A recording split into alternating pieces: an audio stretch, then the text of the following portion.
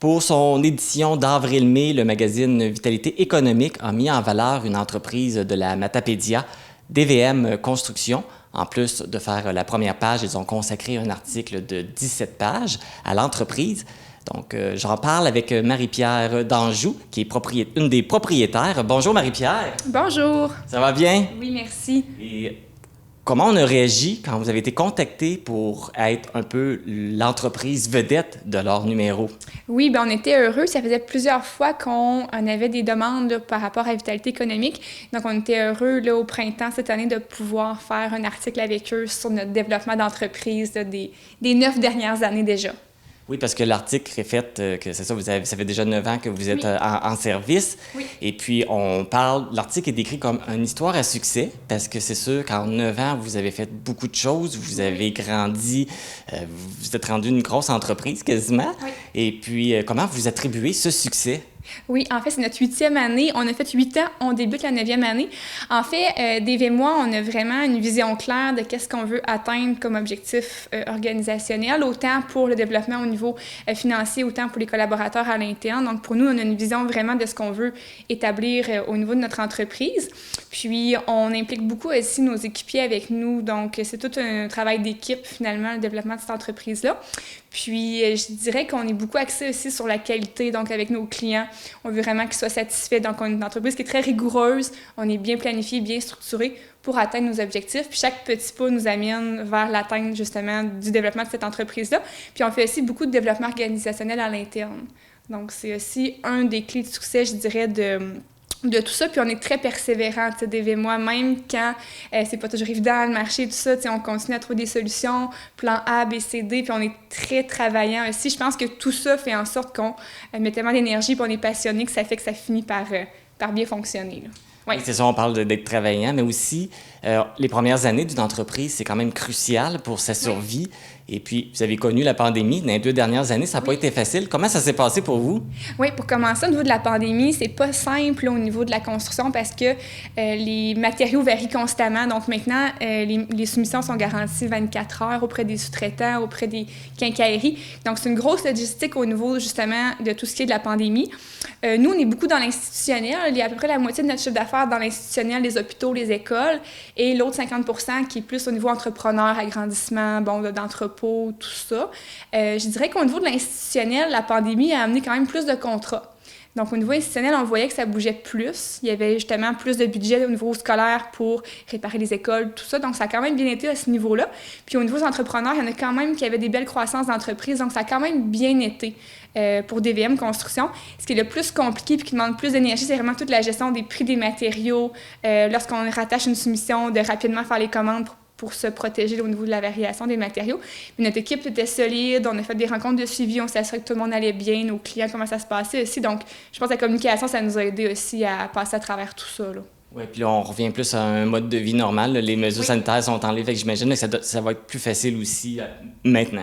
Oui, absolument.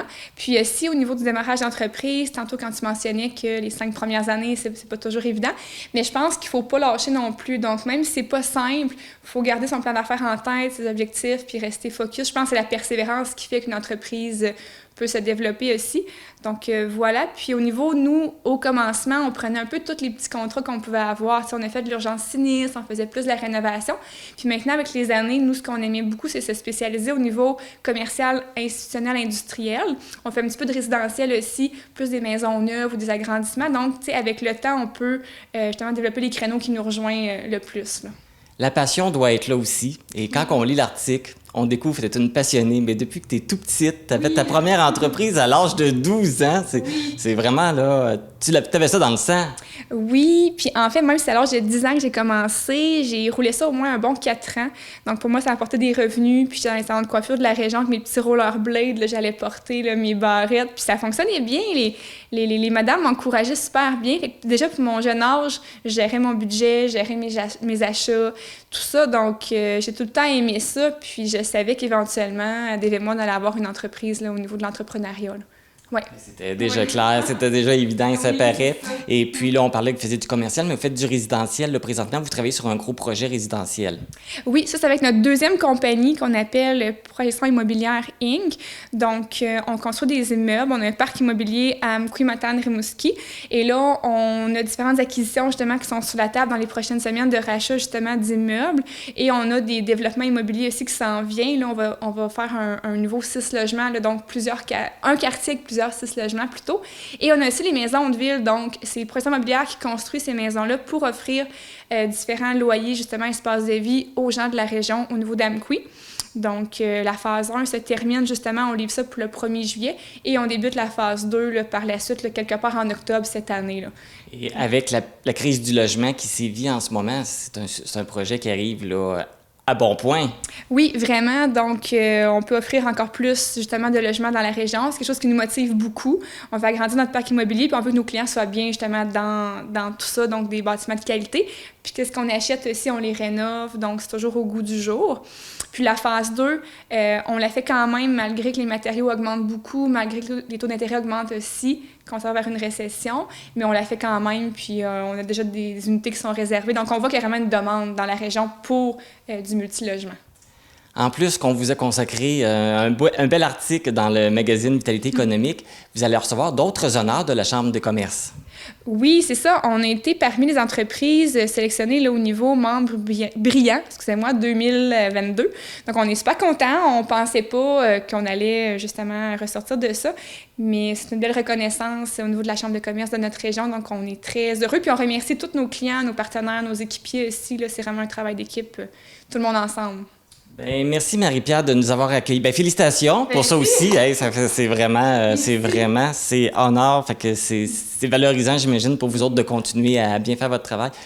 Merci beaucoup de votre accueil. C'était vraiment intéressant. Vous êtes une belle entreprise. On vous souhaite encore plein d'années de succès et de belles réussites. Super, merci beaucoup. C'est gentil.